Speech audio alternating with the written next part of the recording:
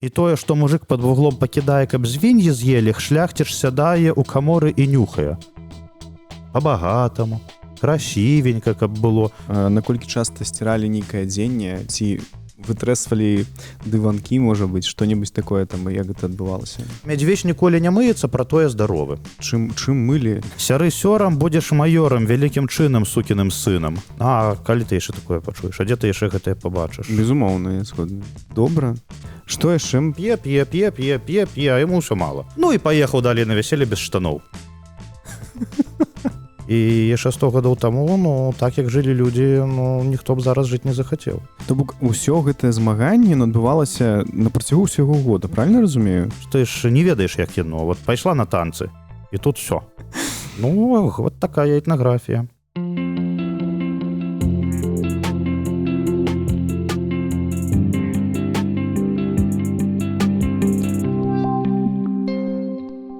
Усім прывітанне, гэта чарговы падкаст «Нататнік бай», і сёння мы паразмаўляем на трошкі такую складаную, цікавую тэму, можа быць, некаторым яна не спадабаецца, але ж.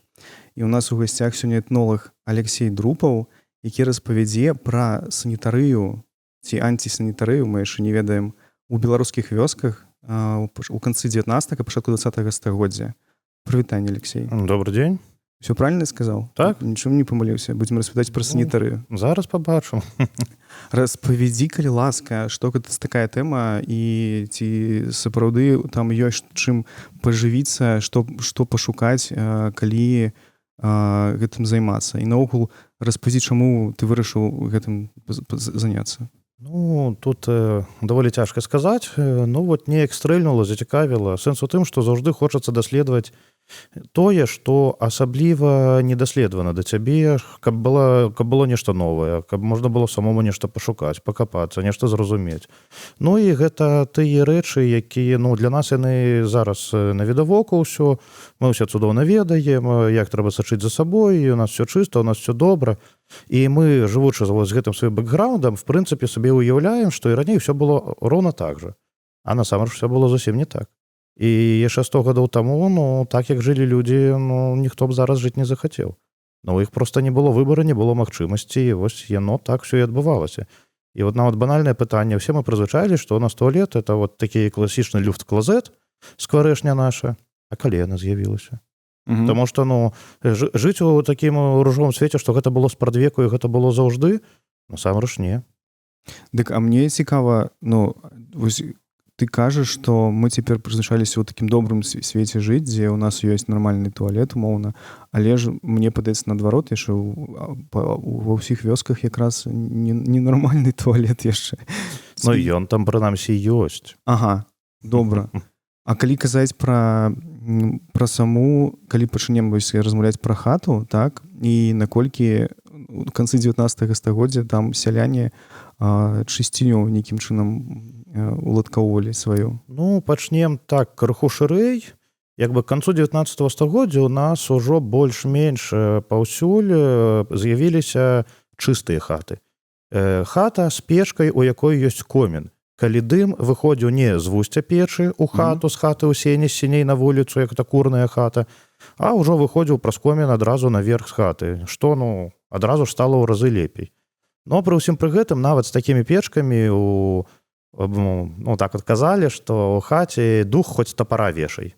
То бок, асабліва пад зіму. Хата натоплена. Як бы печка адразу ж працапілася, в'юшка зачыняецца комін ад лучыны, ад лучніка, зачыняюцца дзверы, калі вялікія маразы, вокны звонку яшчэ саламянымі ці чаратовымі матамі зачыняліся, на вечар цяпляліся, у хату набіваецца ўся сям'я, чалавек 10-15, і, зразумела, там даволі высокі ўзровень вільготнасці. Там даволі цудоўныя араматы, даволі цудоўныя пахі ад абмотак, которые людзі насілі пад лапці, пахі ад не вельмі добра вымытага ці ўвогуле не вымытага цела, пахі ад курынага ці свінячага гною, таму што на зіму парсючкоў, курачак у нас ва ўсіх раёнах Беларусі бралі ў хату. Недзе ў прыпечак, недзе пад пол, недзе проста яны пад палацямі жылі, каб не памёрзлі. Все гэта вот так вот адбывалася. Таму так і казалі, дух хоць тапара вешай. Пры ўсім пры гэтым варта адзначыць, што людзі жылі ў хатах не адні. Ну ладно, мышы, это ўсё зразумела, но таксама гэта вошы, гэта блохі, гэта клапы, гэта прусакі, тураканы. Всё гэта было неад'емнай часткай чалавечага жылля яшчэ 100-150 год таму. І пры ўсім пры гэтым, зноў-такі цікавы момант, у нас часта ёсць пытанне, чаго ў нас няма такіх старых хат? Вот прыязджаеш у Швецыю, там у Нарвегію, там хата, якой 400 год, якой 300 год. Ну, звычайна все это спісваюць на тое, што, ну, вайна, одна вайна, другая вайна, третья вайна, все это згарае, но насамрэч будзем шчырымі. Наша беларускае жытло, беларуская хата ў нашых умовах, яна разлічвалась, ну, умоўна кажучы, на 3 генерацыі. Недзе на 100 год. І пасля было прасцей будаваць новую хату, чым даглядаць, сачыць і нешта рабіць з гэтай хатай. Ну і пакуль ты будуеш новую хату, зразумела, там адразу не будзе ніякіх паразітаў, там будзе больш-менш нармальная драўніна, таму што, ну, шашель — это наша бяда, ён у нас драўніну і так точыць, раней ці пазней вытачыць. А страха чаратовая альбо саламяная, ну, яе працягласць яе існавання — это недзе 60-80 год, не болей за тое. А нанова ўсё перакрываць, а там ужо і хата ўся ў паразітах, і драўніна ўжо такая сабе. Як бы прасцей было проста знесці гэтую хату і збудаваць новую, чым сабе неяк даглядаць за ёй і працягваць яе існаванне, калі гэта ўжо было, ну, это было амаль бессэнсоўна. Дык калі казаць пра, як гэта называецца, пра прусакоў тых самых, дык людзі, калі з гэтым усім жылі, яны змагаліся з гэтым ці не? Змагаліся, як бы, но тут была такая цікавая сітуацыя. Праз гэтыя змаганні яны дапамагалі засяліцца прусакам у іншую хату. Таму што лічылася, калі ты некалькі прусакоў у новую хату аднясеш, то яны ўвядуць за сабой усіх сваіх. І як толькі гаспадар збудоўваў сабе новую хату, уся вёска таемна адзін ад аднога, каб ніхто не ведаў, прыносіла туды некалькі прусакоў на расплод. І ён засяляўся ў хату, як яна была гатова, у якой ужо былі прусакі. Змагаліся звычайна з прусакамі як? Было там некалькі варыянтаў, самы просты, абіралі нейкую бэльку ў хаце, цікавала хсціну на бэльку і намазвалі яе клейсцерам на аснове мукі, ну, то, што маглі зрабіць, там смалу з мукой памяшаць, муку проста, каб было больш ліпка, і чакалі, пакуль вялікая колькасць прусакоў там асядзе. Пасля запальвалі пук саломы, і іх там проста выпальвалі. Ну, сэнс у тым, што цалкам звесці не атрымлівалось, но калі даволі часта і стабільна гэтае рабіць, то была верагоднасць таго, што прусакі сыдуць ад таго, што ім, ну, максімальна некамфортна. Ну і проста іх колькасць змяншалася. Пры ўсім пры гэтым быў варыянт, самы цікавы, што лавілі, засмальвалі так аднаго прусака, спецыяльна сплеталі для яго маленечкі лапаць, клалі яго туды, і ўсёй сям'ёй на вяроўцы выцягвалі з хаты. Это был такі абрад пахавання прусака. Прычым цягнулі ўсёй сям'ёй, быццам бы ім вельмі цяжка, спыняліся, адпачывалі, выцягвалі на падворак, і на падворку яго ў брудзе прыкопвалі. Вот так вот з енчам, з плачам, все это абсолютно сур'ёзна адбывалася. У тым вот лічылася, што пасля таго, якого пахаваюць, то все прусакі з хаты сыдуць. Апроч прусакоў бывалі нашэсці блохаў. Блохаў звычайных, якія ў нас жывуць у лясах, і зараз гэтым яшчэ часам можна сустрэцца. З палёў, з лясоў яны мігруюць у хаты, у залежнасці там ад клімата, калі адбываецца. Ад блохаў імкнуліся пазбаўляцца пры дапамозе аеру. Аерам усцілалі падлогу, кшталту яны не вытрымліваюць яго паху.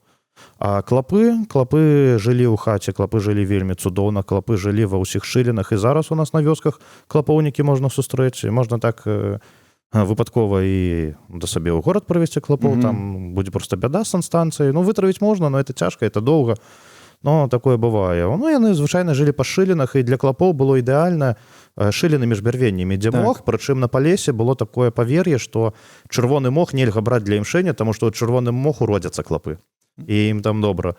І этой шыліны імкнуліся, калі была побач дзягцярня, браць шкіпінар, прамазваць шкіпінарам, каб яны праходзілі. Но улічваючы, што у нас гэта ўсё, значыцца, вертыкальная прастора, як там ее не спрабавалі нечым прамазваць, оно асабліва глыбока не трапляла. Но шкіпінар адзінае, што ён даволі моцна пахне, ён даваў нейкі эфект. А так, што з блохамі, што з прусакамі змагаліся проста кіпнем, іх выпарвалі, аблівалі кіпнем, імкнучыся так іх неяк, да, ну, ці забіць, ці зноў-такі зладзіць ім умовы жыцця незручныя, каб яны кудысьці падзеліся. То бок усё гэтае змаганне адбывалася на працягу ўсяго года, правильно разумею? То бок Так. кожны там умоўна 3 месяцы гэта ўсё рабілі наноў, таму што Гэта рабілася тады, калі гэта ўжо не давала магчымасці спакойна існаваць. Плюс вось гэтыя сезонныя міграцыі блох, яны звычайна па вясне, пад лета, зімой то іх няма. А клапы ўвесь час жывуць, а прусакі таксама ўвесь час жывуць. Цікава. Дык а яшчэ такое пытанне, а з пахам што-небудзь рабілі ці не? Былі нейкія араматызатары? Араматныя травы клалі, но якраз такі гэтыя араматныя травы яны клаліся, каб яны сваім араматам прыбралі нейкіх паразітаў, нейкіх вось гэтых шкоднікаў. Палын клалі ад вошай, аер клалі ад клапоў, лічылася, што он іх можа неяк прагнаць. А так, то я не ведаю, чалавек быў абсалютна прызвычаены да тых пахаў, да таго ўзроўню паху. Чалавек вельмі хутка да ўсяго прызвычаецца. Это як запытацца ў людзей, якія жывуць побач з мясакамбінатам. Яны ўжо нічога не адчуваюць. Ён там першы месяц ім цяжка, а пасля проста чалавек прызвычаецца. І тады вось гэты пах быў, арамат хоць тапара вешай, і ўсё.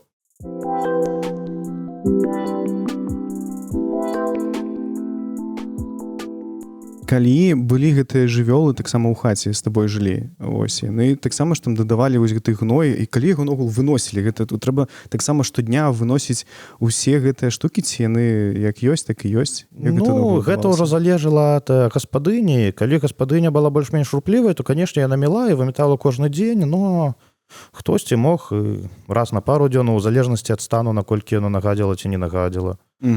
А агулам, так, вымесці хату, вымыць начынне, яно мылася па ступені забруджанасці. Вось як у нас стол забрудзіўся з лавамі, так мы іх і мыем. Падлога забрудзілася, яна часцей забруджвалася, яе часцей выметалі. А асноўных такіх момантах, калі хату мылі, проста ўсю хату трэба вымыць, гэта было 3 святы. Хату мылі перад калядамі, хату мылі перад Велікаднём, і хату мылі перад прастолам, перад галоўным вясковым святам, свята, якое адпавядае, якому святу асвечана царква ці прыход, да якога далучана вёска. Царква альбо касцёл, тут розніцы няма. Вось у нас, умоўна кажучы, ёсць Троіцкая царква, значыцца, перад Троіцай у іх таксама все вымываецца, бо Троіца — это іх галоўнае вясковае свята, фэст, альбо прастол, альбо піва, у залежнасці ад рэгіёна. Вось гэта 3 такія моманты, калі хаты вымываліся абсалютна начыста, мыліся звычайнай вадой, цёплай вадой, а таксама сцены шараваліся хвашчом. Хвошч яго выкарыстоўвалі і для мыцця посуду, для мыцця начыння. І самае цікавае, што хвашчом хаты, самая асноўная, самая галоўная памыўка была перад Велікаднём. І вось перад Велікаднём гэтым хвашчом так націралі сцены, што і драўніна атрымлівала блеск свежай драўліны. Блізк вось гэтай жоўтай драўніны, то бок вось так максімальна адмывалі, націралі гэтым хвашчом. Хвошч сплеталі ў косы, нарыхтаваўшы яго, такі пучок назвалі хвашчанкай, вось гэтай хвашчанкай, як мачалкай, адціралі сцены, адціралі столю. Прычым на захадзе Беларусі і не толькі, і крыху на цэнтральным палесе пад рэчыцай і далей, на захадзе было прынята ў хатах беліць сцены. Гэта было прынята яшчэ да пачатку 20-го стагоддзя, калі ўжо тыя землі, што ў нас уваходзяць у склад другой Рэчы Паспалітай Польскай, там распаўсюджваюцца санітарныя правілы, дзе ўжо было абавязкова беліць сцены ў хатах, а это ў традыцыі было прынята. І таксама сцены беліліся тады, калі хата мылася, на 3 такіх асноўных свята. Печку у нас, галоўная пабелка печкі заўжды таксама адбывалася перад Велікаднём, але печку маглі беліць зноў-такі па сітуацыі. Калі яна ўжо занадта стала брудная, яе зноўку наверх белілі, дабельвалі, то бок недзе маглі і кожны месяц правіць печку і яе падбельваць. Белілі, хто пазаможней бралі вапнавую рошчыну разводзілі, а, напрыклад, на палесе, дзе ў нас ёсць белая гліна, то і белую гліну проста выкарыстоўвалі для пабелкі сценаў і для пабелкі печак.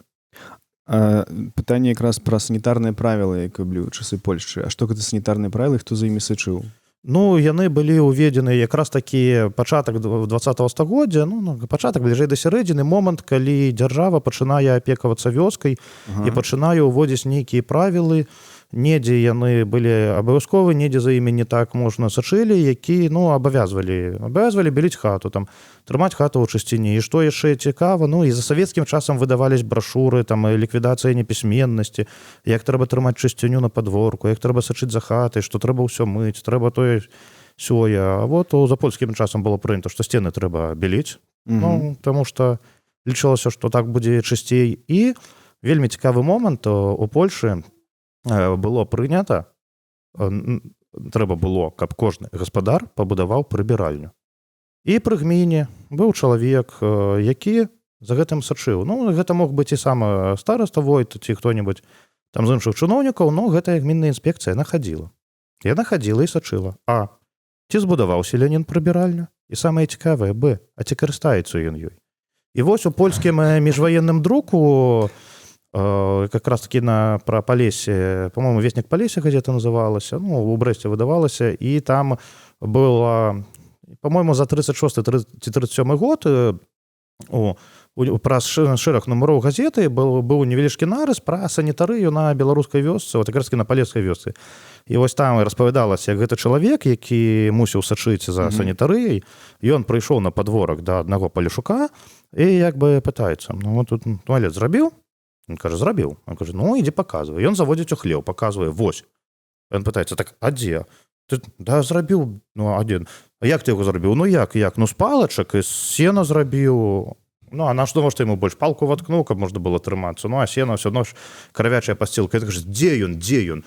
І тут за рога будынка выходзіць карова, якая якраз такі сена жыве. Такой, ну, от, напэўна, яна і з'ела. Ну, не адкруціўся мужик, прыйшлось штрафы яму за гэта заплаціць. Ну, вось такія вот абсурдныя гісторыі бывалі. Мне нават цікава, як магла называцца гэтая прафесія правяральшчыкаў туалетаў. Не, ну, это чалавек, які шырэй сачыў, там, можа, ён і з медыцынай быў звязаны, і з іншым. Ну, а іншая справа, што у гмінную праве, калі якая-нибудь там дробная гміна там будзе, у нас адзін старасты, у яго там які-нибудь сакратар, пісар, ну, ён гэтым і займацца і будзе. Ці там на кожную вёску прызначаць кагосьці старастам, ён за сваю вёску адказвае, сам ходзіць, все это разглядае. Ну, класна. Я тады таксама яшчэ вярнуся назад. Крамя, ты казаў, што мылі хаты на 3 святы. Так. А самі людзі, як часта мыліся? Яны таксама мыліся на 3 святы? Ну, скажам так, чалавек мыўся, умоўна кажучы, это было хутчэй рытуальнае омовение, ён мыўся кожны дзень, кожную раніцу, но ён мыў толькі твар і рукі.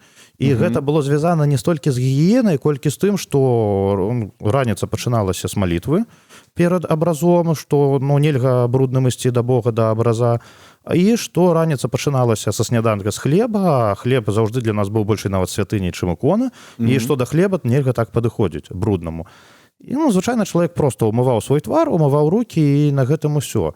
Но цікава, вот, што, як занатаваў Чэслаў Пяткевіч у сваёй кнігі «Рэчскае Палессе», што як палешук вот эту ранішнюю гігіену. Ён браў карцам воду, зачэрпваў у рот, з рота выліваў у прыгаршчу і омываў сабе твар.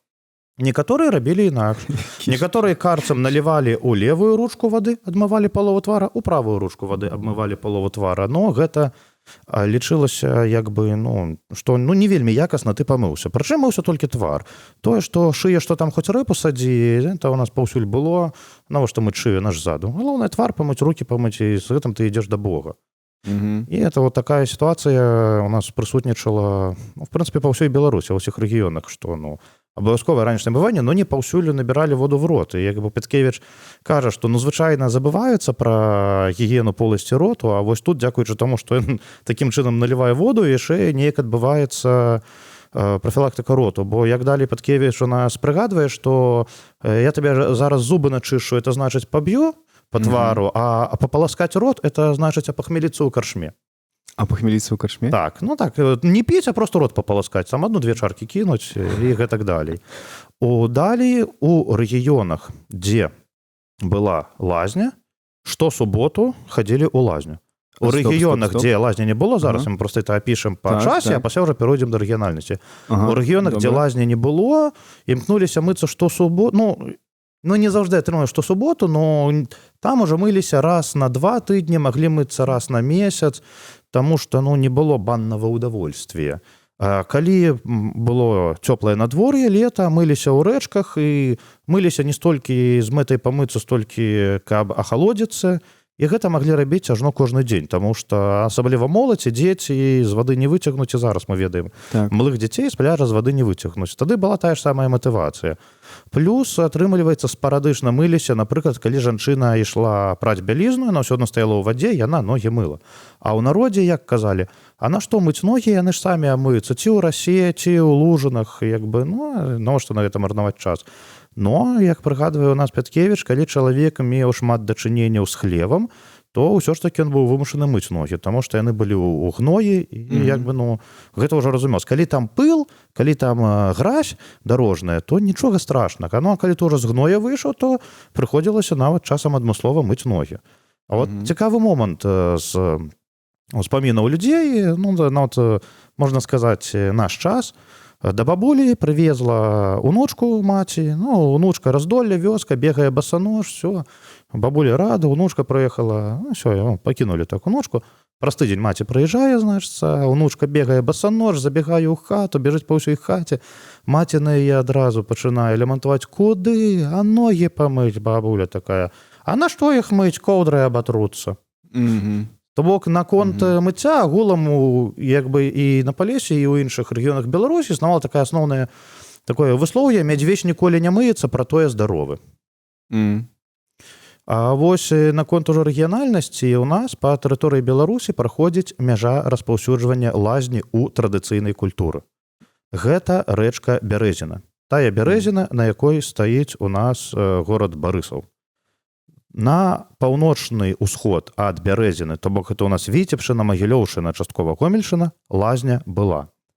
На паўднёвы захад ад Бярэзіны, гэта у нас часткова Міншчына, Гродзеншчына, Берасцейшчына, лазні не было. Гэта мы кажам пра традыцыйную культуру, гэта мы кажам пра вёску. Таму што ў шляхотным асяродку, па інвентарам, у шляхотных маёнтках 16 стагоддзя лазні былі ў шляхты. Яны былі незалежна ад таго рэгіёна. І на Гродзеншчыне, і на Віцебшчыне шляхта лазню мела. Гарады таксама мелі свае грамадскія лазні. А вось вёска ў традыцыйным грамадстве вось такі падзел ідзе па Бярэзіне.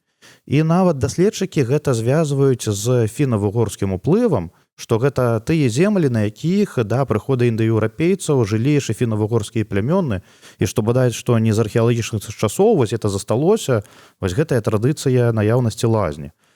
У канцы 19 стагоддзя, вось як апісвае Чэслаў Пяткевіч пра сваё рэчскае Палесе, у іх, ну, на тым баку ад Дняпра, бліжэй да рэчыцы лазні пачынаюць з'яўляцца дзякуючы працоўным, якія прыязджалі туды з Расіі альбо з беларускага Падняпроўя, напрыклад, калі яны клалі чыгунку. Чыгуначнікі, ну, там з усёй імперыі прыязджалі чыгуначнікі, працоўныя на меліярацыю. Таксама спецыялісты прыязджалі ўжо ў канцы 19 стагоддзя, там па лесе асушалі лоты. І яны настолькі не маглі сабе адмовіць в банным удовольствии, як у нас апісвае лазню Никифоровскі, што яны імкнуліся пабудаваць нават часовую, калі яны часова там знаходзяцца. І стараверы таксама, калі даязджалі туды стараверы таксама ладзілі лазні. І таму у гэтым рэгіёне ўжо ў канцы 19 стагоддзя, ну так вот эпізадычна, яшчэ не вельмі масава, пачынаюць з'яўляцца лазні. А так у нас па ўсёй Беларусі лазні распаўсюдзіліся недзе ў сярэдзіне 20 стагоддзя ўжо. У савецкай Беларусі, калі пачаліся розныя крос-культурныя стасункі, і, напрыклад, у калгасах пачалі ўжо будаваць грамадскія лазні, каб неяк санітарны побыт людзей пашырыць, куды, ну, яны працавалі што суботу, ну, яны працавалі 2 дні, там, звычайна пятніца-субота, жаночы дзень, мужчынскі дзень, ну, такая ўжо, як грамадская лазня, людзі ўжо бачылі, хтосьці пачынаў сабе самастойна будаваць лазню, і таму зараз у нас на вёсцы, в прынцыпе, па ўсёй Беларусі можна сустрэць лазню. А яшчэ 100 год таму гэта у нас было толькі па Азер'і і Падняпроўі, этнаграфічныя рэгіёны, ну і, можа быць, часткова Міншчына, цэнтральная Беларусь. Тое, дзе яно было пашырана. То бок гэта, калі, можна сказаць, мяжу мы вызначылі, а калі лазні пачалі з'яўляцца ўжо там на Берасцейшчыне, Гарадзеншчыне? Ну, на Берасцейшчыне, Гарадзеншчыне, можна сказаць, з пачатку 20-го стагоддзя, ну, а шырэй ўжо з сярэдзіны 20-го стагоддзя, ну, ўжо дакладна паўсюль былі, ўжо пачалі так стабільна распаўсюджвацца.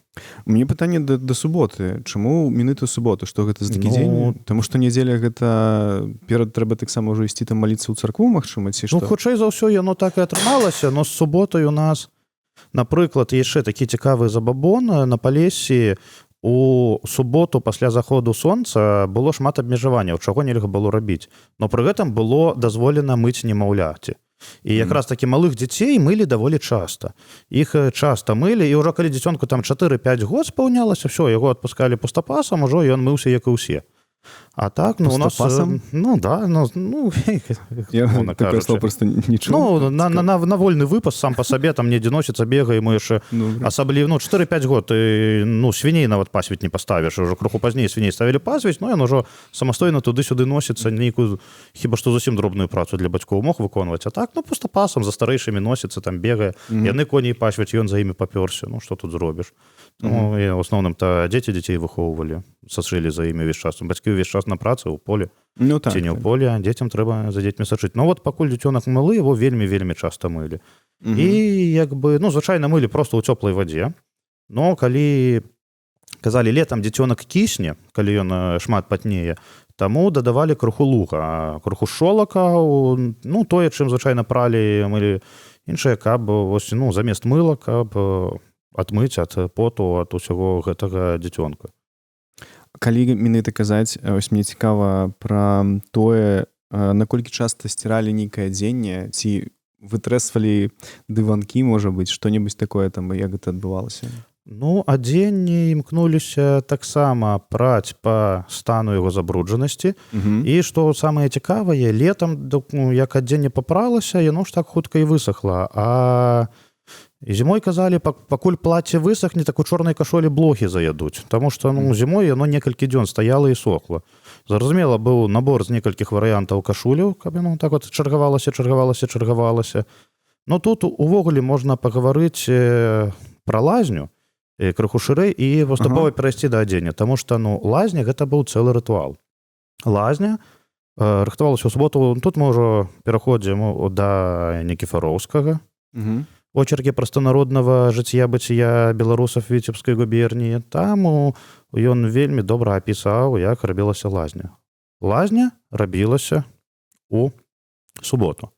Абіраўся адзін з чальцоў сям'і, ну, зразумела, нехта з мужчынаў, ці бацька, ці нехта з сыноў, хто быў адказны за лазню. І ён ішоў рыхтаваць лазню. Увесь, і от Никифоровскі апісвае цікавы момант, уся сям'я ведала, што будзе лазня. Але ніхто да лазні не рыхтаваўся. Кожны займаўся сваёй справай. І як толькі гэты чалавек, які быў адказны за лазню, вяртаўся і казаў, што лазня гатова, все кідалі свае рэчы і пачыналі мітусіцца па хаце, шукаць тое, што ім трэба, каб пайсці ў лазню. Ну, адпаведна, чыстае адзенне і які-небудзь рушнік. Но пры гэтым мітусіліся яны недоўга, таму што все ведалі, дзе што ляжыць, і пасля адпраўляліся ў лазню.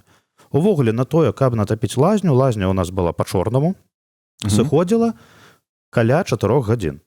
Тут у нас што трэба? Ну, растапіць яе, нацягаць воду, спачатку воду, пасля гэтую воду ў ёй нагрэць, пасля нагрэць саму лазню, і пасля гэтага можна ісці. Так як у нас лазня курная, лазня ў нас топіцца па-чорнаму, яна надо спачатку добра пратапіць, пасля трэба выпусціць дым, і ўжо калі там вуглё амаль няма, лазня зачынялася, і недзе паўгадзіны яшчэ трэба пачакаць, каб яна набралася вось гэтай цеплынёй. Металічны чан у канцы 19 стагоддзя сабе мала хто мог дазволіць у лазнях. Это ўжо зараз у нас і металічны чан, і печачка, і камінок, все побач, все цудоўна працуе. Раней жа трэба было нагрэць воду. Вада у нас грэлася ў драўляным начынні. Грэлася яна як? У печкі гэтай лазневай, у яе вусці раскаляліся камяні, браліся ці спецыяльнымі драўлянымі шыпцамі, ці проста 2 дошкамі, і гарачыя камяні апускаліся ў драўлянае начынне з вадой. Камяні бурлілі, і камяні аддавалі сваё цепло вадзе. Так награвалася вада. То бок, раней трэба было нагрэць асобна вось так вады цёплай. У гэты час, конечно, лазня топіцца, но і пратапіць яе пасля яшчэ крыху далей. І таму гэта справа сапраўды магла заняць і 3-4 гадзіны. У лазню спачатку ішлі мужчыны, на самы такі моцны пар, пасля ішлі жанчыны. Дзеці звычайна хадзілі з жанчынамі. Незалежна ад яго полу, ну, ўжо калі дзеці станавіліся падлеткамі, год там з 12, плюс-мінус, яны ўжо хадзілі хлопцы з мужчынамі, да, ўжо да мужчын, а дзяўчаты і так з жанчынамі заставаліся. А малыя дзеці хадзілі з жанчынамі. Ну, тому што жанчыны там, калі зусім малыя, яны ж іх і мылі. Мужчыны ішлі першымі на самы такі моцны пар, і што яшчэ згадваецца, што апроч вось гэтай каткі з гарачай вадой, у лазні абавязкова стаяла яшчэ якое-небудзь начынне з халоднай вадой, таму што пасля заканчэння лазні трэба было абдацца халоднай вадой. І пасля гэтага выходзіць. Лазня класічная планіроўка, мы ўваходзім, камінок і некалькі палоў. Каб узняцца вышэй, каб папарацца. Лазня чаму называецца лазня? Таму што ўваход нізкі, каб пар не выходзіў, каб жар не выходзіў, туды залазілі. Звычайна перад лазняй быў прылазнік, невялічкія сенечкі, прычым яны маглі быць як і архітэктурна зроблены, як ужо сенцы ў хаце, толькі ў мініатуры, альбо проста стаяць плецень, такой трысцен з плеценя, мог быць накрыты, мог быць нават і не накрыты страхой.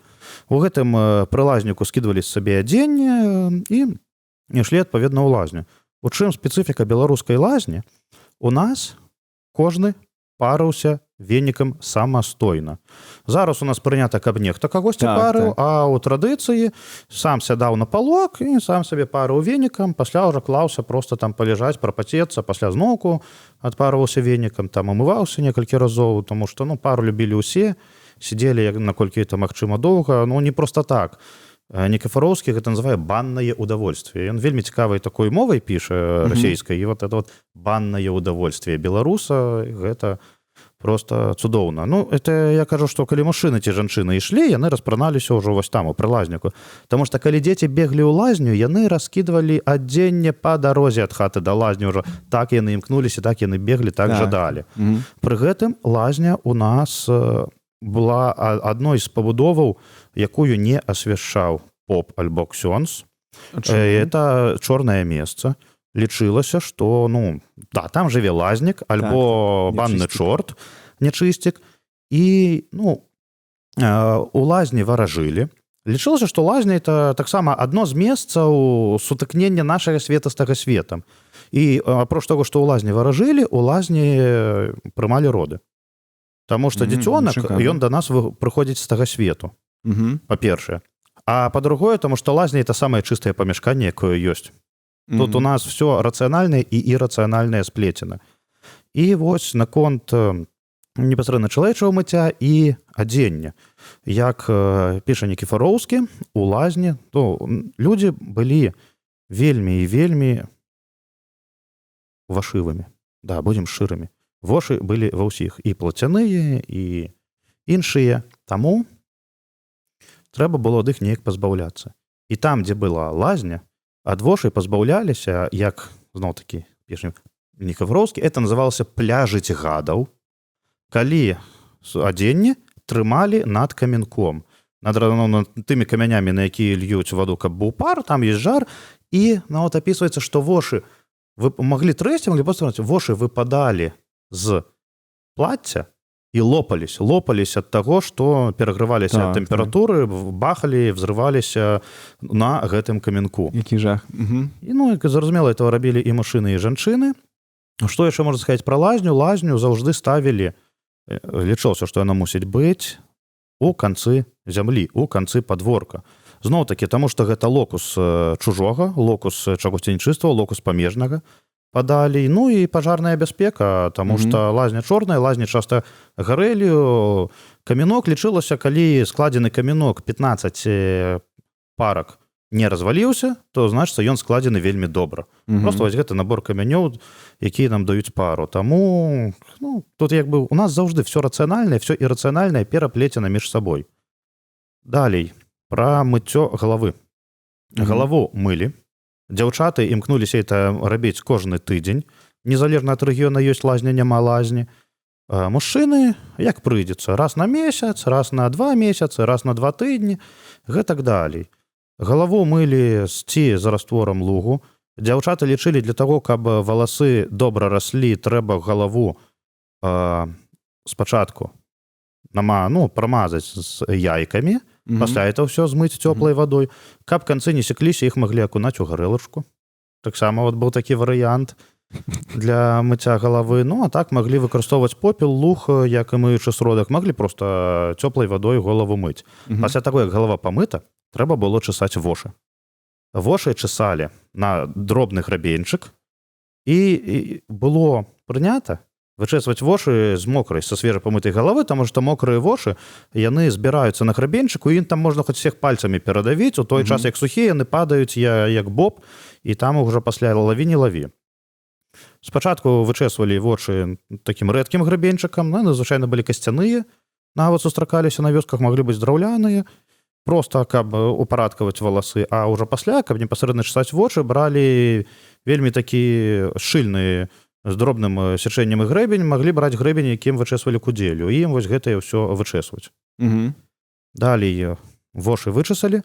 Там, дзе ёсць лазні, зразумела, мы ад блохаў пазбаўляемся ад вошай над каменком, дзе лазняў не было, і гэта рабілі ў печкі. Калі гэта кажух, кажух ты не паправіш, з кажухом асулю нічога не зробіш, просто добра распальвалі печку і яго вывешвалі перад вусцем. І вошы з яго, ім становилось некомфортна, яны ўпаўзалі ўніз, нехто мог паміраць, галоўнае яго было ў час забраць, каб яны назад на яго ўверх не палезлі, бо прышапіўся як вож да кажуха, не проста ж так казалі, таму што ён махнаты. А іншыя варыянты верхняга адзення, которое было меншае па памеру за кажух, розныя дзярогі, світы, іх адпраўлялі ўнутр печкі, печку пратаплівалі, прыбіралі адтуль вуглі, як, напрыклад, як хлеб пячэм, выкладалі дровы нейкія і паверх на іх клалі, каб адзенне не сутыкалася з подам печкі, каб з усяго боку яно прагрэлася і можна было ад нашых гадаў пазбавіцца. Клас. Мне яшчэ цікава стала пра лазню якраз. Атрымліваецца, што калі казаць, што не было шмат лазняў з гэтага боку Бярэзіны, ці кожная хата, ці ось цяпер часам у вёсках ёсць адна лазня на ўсю вёску. А як раней гэта было? Сур'ёзна, кожны, атрымліваецца, сам сабе будаваў, ці ўсё ж таксама была адна на ўсю вёску? Вось самае цікавае, што гэта ў нас было рэгіянальна. Напрыклад, на Віцебшчыне, на Паазер'і, была лазня на хату, магла быць лазня на некалькі хатаў. Напрыклад, там браты разам сабе лазню збудавалі. А вось, напрыклад, на Магілёўшчыне, як прыгадвае Чэслаў Пяткевіч, якраз такі і на Смаленшчыне, будавалася адна лазня на ўсю вёску. І быў спецыяльны чалавек, якога абіралі з вясковай грамады, які за гэтай лазняй сачыў, ён там і дровы рубіў, і рыхтаваў яе, і дапамагаў там памыцца, калі хто туды прыходзіў. Вось ён быў адказны за гэтую лазню, і гэта была грамадская лазня на адну вёску. А вось, напрыклад, як я пабачыў вельмі цікавы момант, у Кіраўскім раёне, ўжо вёску не прыгадаю, прыехалі, там па стараверах у асноўным мы ездзілі, але іду і гляджу, стаіць хата, а вот пад вуглом да яе, ля галоўнага фасаду, ля чырвонай лініі, як ідзе вуліца, стаіць лазня. І так кожны двор. Я падыходжу, якраз жанчынкі сядзяць, я драўляную архітэктуру тады фотафіксаваў. Надо ж паговорыць. Добрый дзень, да? А это ўжо у вас лазня? Так, лазня. А чаму яна у вас так стаіць? Я не ведаю, все так будуюць. Там бок, вот той момант, дзе лазня ўжо была ў падворку. Вельмі цікава, таму што звычайна ее наадварот падалі і адносілі. Тут яшчэ ўсё залежала непасрэдна ад геаграфіі, ад планіроўкі, таму што недзе лазню маглі паставіць праз вуліцу, недзе там ставілі на ўзбярэжжы ракі ці возера, вельмі добра, каб яно было, і там ужо як канфігурацыя дазваляла, як паставіць двор, як паставіць лазню. Імкнуліся кудысьці падалі. А тут вось у Кіраўскім раёне ось так вот, яны перпендыкулярна стаялі лазня і хата адзін адному. Вельмі такі цікавы момант. Я просто пра сваю вёску думаю, і пра адну, і пра іншую. І я вось, добра, ніколі ніхто не казаў, што мелі нейкія лазні там, і калі былі бабулі ці прабабулі, таму цікавая такая штука. Так, гэта Палесе, там, можа, яшчэ не дайшлі да нас лазні просто, і ўсё, ці недзе просто хадзілі да суседзяў просто. Я яшчэ хацеў сказаць, калі людзі ішлі там у лазню, і яны шукалі, што чыстае напрануць. А наогул была нейкая ніжняя бялізна у жанчын, у мужчын, ці яны так безмайткова да лазні беглі? Яны беглі да лазні ў кашулі, а кашулі у нас былі даўгімі. Кашулі былі па калена і ніжэй. Кароткія кашулі, і мужчынскія, і жаночыя. І як бы у чым фішка, вот эта жаночая кашуля нават ніжэй да калена, яна адначасова была як і ніжняя спадніца. У некаторых рэгіёнах, это вельмі рэдка сустракаецца, былі дадатковыя спадніцы, якія апраналіся пад асноўную спадніцу, пад андарак. Просто, тканыя з сальна, нічога. Нейкіх упрыгожванняў. Не, магла панізу мець упрыгожванні часам, а так, звычайна, такая простая спадніца. Ужо у сярэдзіне 20-го стагоддзя пачынаюць з'яўляцца ніжнія кашулі, самашытыя. Па сутнасці, гэта перайманне гарадской культуры, перайманне камбінацыі.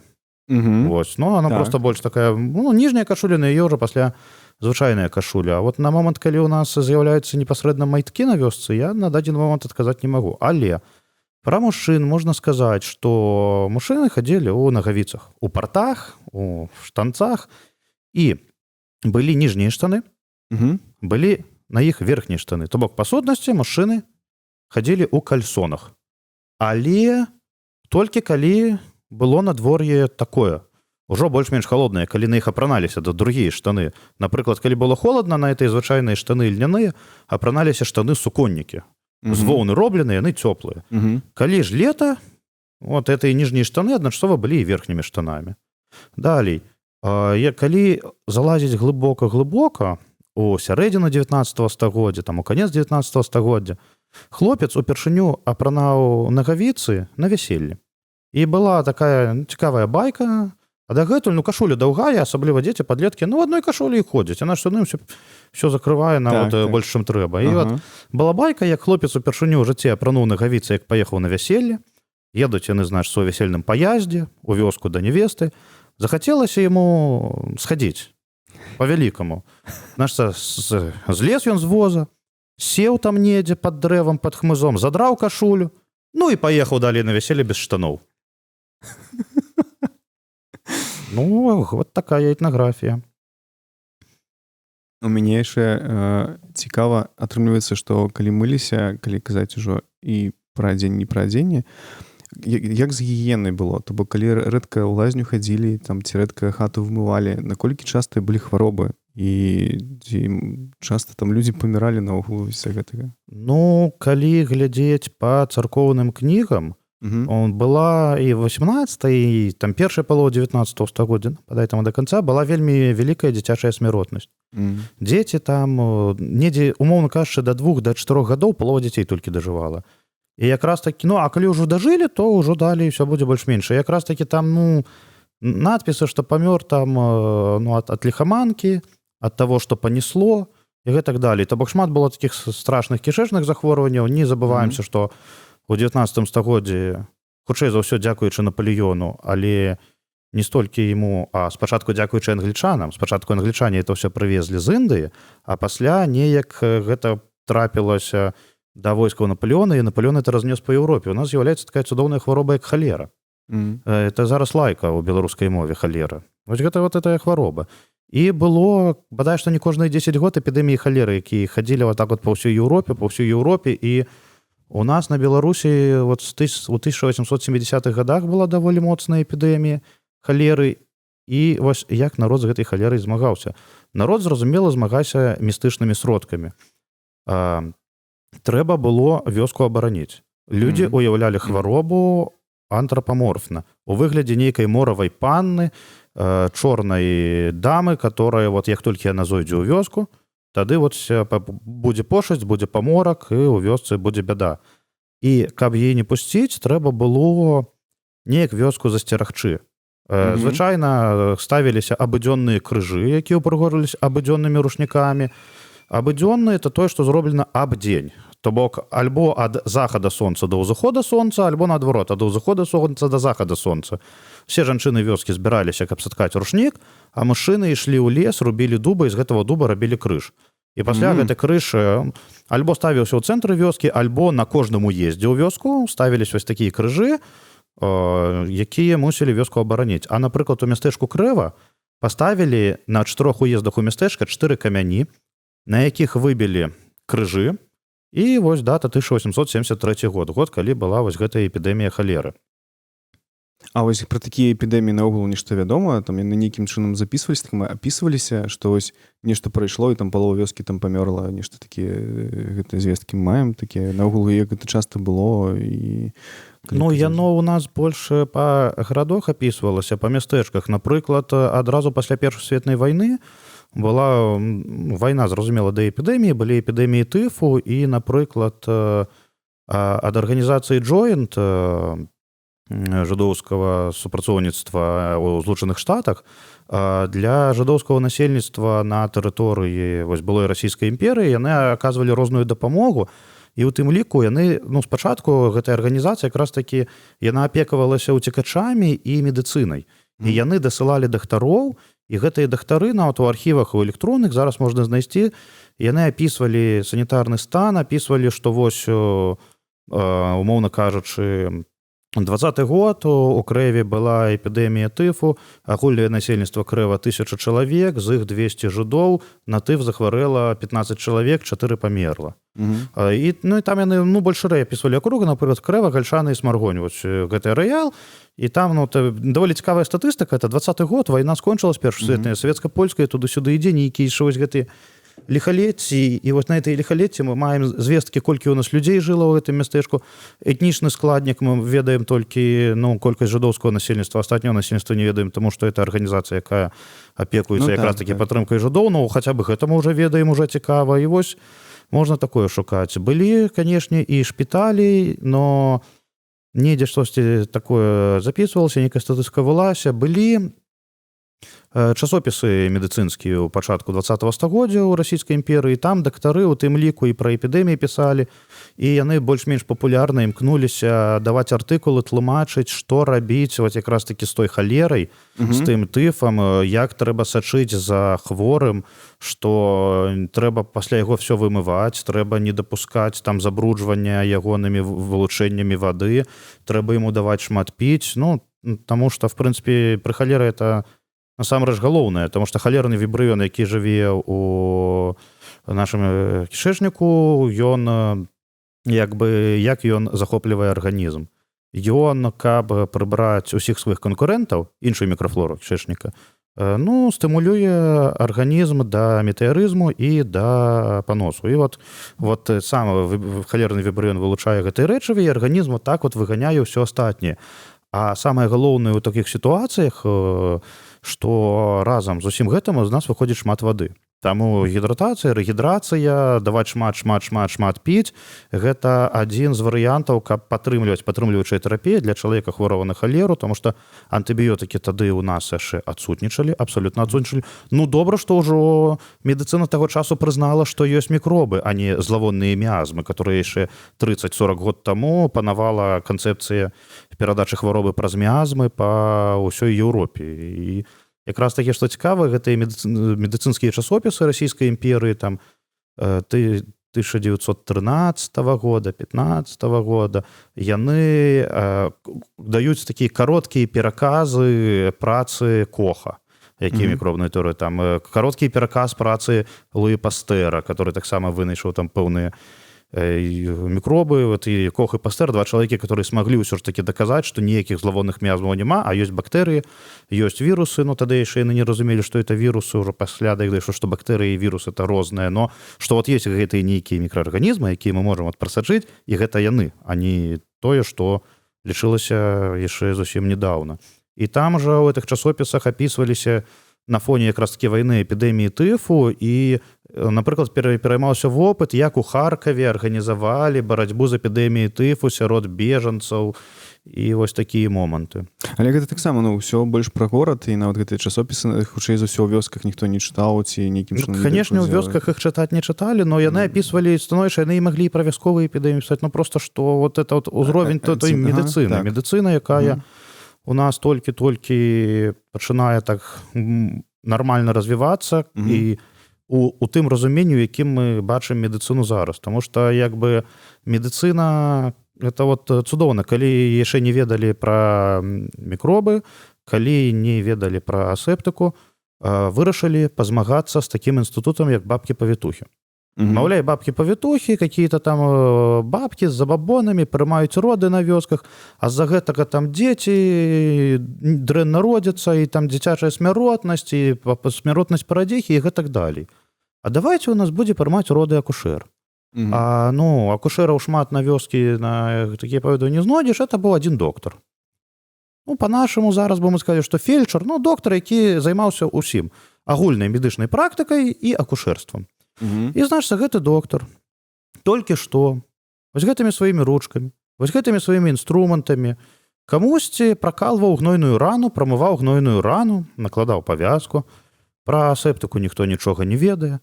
Добра, калі ён рукі хаця б выцерці вадой памыў, гэтымі рукамі, гэтымі інструментамі, якія не дэзінфікаваліся, не пракаляліся, не апускаліся ў гарэлку нават, не тое, што спірт, гэтымі ж рукамі ён ідзе да парадзіхі і прымае ў яе роды. І вось гэты момант, калі пачалося змаганне з бабкамі-павітухамі, это ва ўсіх краінах Еўропы, і ў расійскай імперыі, у Францыі, Германіі, Англіі, паўсюль вось праз гэта прайшлі, калі пачалі вось так вот насаджаць акушэрства афіцыйнае дактарское і ціскаць бабак-павітух, значна павялічылася смяротнасць сярод парадзіх і сярод немаўлят, тому што яны тупа атрымлівалі інфекцыю, тому што асептыка, сам панятак асептыкі у медыцыне замацаваўся толькі ў Першую светную вайну.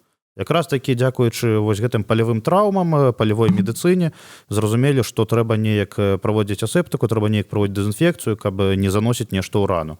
Дагэтуль пра это абсалютна не думалі. Хаця ўжо як бы пра мікробы ведалі, но яшчэ ж не ўсё было адкрыта, не гэтыя розныя бактэрыі, которые жывуць і развіваюцца без асяродку кісларода, якія нам гангрэну перадаюць, вось іншае.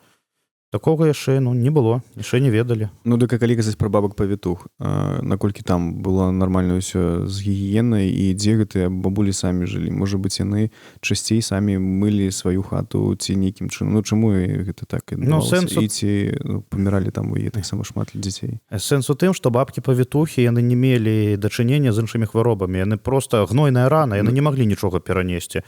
Яны мелі дачыненне толькі з дзецьмі і вялі такую ж гаспадарку, як усе іншыя. Но зразумела, што это былі ўжо жанчыны, которые выйшлі з фертыльнага ўзросту, которые самі ўжо нараджаць не могуць. І яны на ўзроўні, скажам так, самаадукацыі, хутчэй нават адукацыі праз генерацыю, яны ж вучыліся ў папярэдняй бабкі-павітухі, тая ў папярэдняй, і яна ўсю вёску прымала роды. У яе вопыт быў. У яе быў вопыт, яна адносна нешта ведала, нешта разумела, і, зразумела, яна ж мусіць прыняць дзіцёнка. А прыняць дзіцёнка, это ж, сакрум, это стага света, ён прыходзіць у гэты свет. Зразумела, што яна перад гэтым як-ніяк, але мылася, рукі вымывала.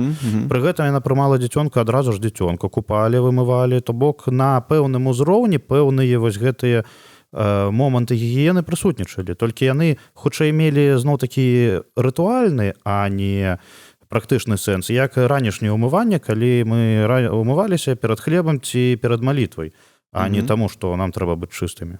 Але, гэта, карацей, трошкі дапамагала ўсё роўна. А калі казаць вось пра халеру, пра гэтыя хваробы, што яны там перадаваліся там праз панос, прабачце, куды ўсё ж хадзілі людзі ў туалет у вёсках у канцы 19 стагоддзя ў Беларусі? У канцы 19 стагоддзя людзі хадзілі за вугал. За вугал сваёй хаты ці хаця б суседа? Не, за вугал сваёй хаты, і дзеці маглі это рабіць дзе заўгодна. Звычайна хадзілі па вуглам за вугал сваёй хаты, таму што свінья ўсё пачысціць. Всё было ідэальна, свінья ўсё пачысціць. Але калі ўжо імкнуліся быць больш такімі культурнымі, хадзілі за гумно. Гумно – это памяшканне вялікае, дзе ў нас сушат і абмалочваюць снапы, яно стаіць у канцы падворка. То есть у самы канец падворка за гумно, а за гумном уже там пачыналіся агароды. Ну, это калі ў людзей было гумно. Калі не было гумно, то там за самы дальні хлеў, туды да яго сцяны. І это, звычайна, было тое месца, дакуль свінні не даходзілі. Тому што там уже агароды, яно было зачыненае. Ну, а як якраз такі палешукі казалі, што летам яно ж нікому не перашкаджае, там, што свіня не з'есць, то чэрві з'ядуць, а сонейка, так яно прысушыць, дожджык і ўсё памые, і ўсё сышло. Ну, а калі яно ўжо занадта заваняецца, то трэба будзе попелам пасыпаць. Наконт па-малому, як гаварыла, а ссаць можна заўжды, таму што яно адразу ўпітваецца. Адзіныя толькі. У палешукоў былі забабоны.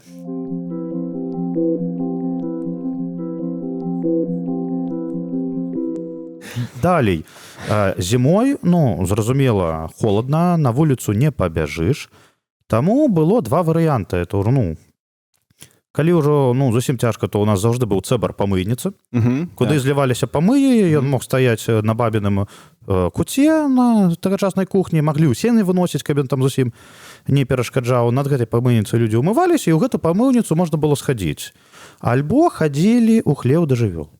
Сітуацыя вельмі простая. Все одно пасцілку пасля жывёл ты будзеш прыбіраць, жывёла таксама гадзіць, ты туды можаш. Но, зноў-такі, тут як бы яшчэ такая дваякая сітуацыя.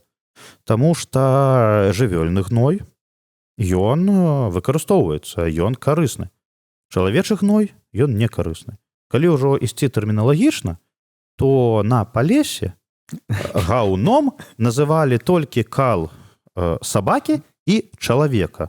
А ва ўсіх астатніх жывёл у шырокім сэнсе было слова кал, у каровы гэта быў гной, у каня это былі кутляхі, і нават у жывёл, там у зайцаў, бубышкі, там дробачкі, ўсё гэта называлася як заўгодна. А от тое, што мае нейкае гаспадарчае выкарыстанне, а у сабакі і у чалавека гаўно.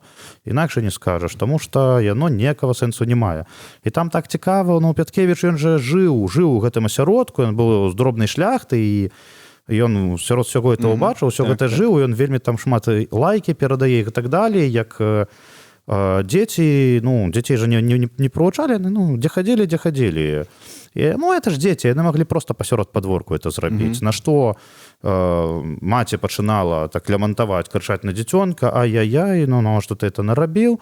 Тут ступаўся бацька і казаў, чаго ты на карову за гэта не лямантуеш, калі яна ж таксама, дзе прыйшла, там і зрабіла.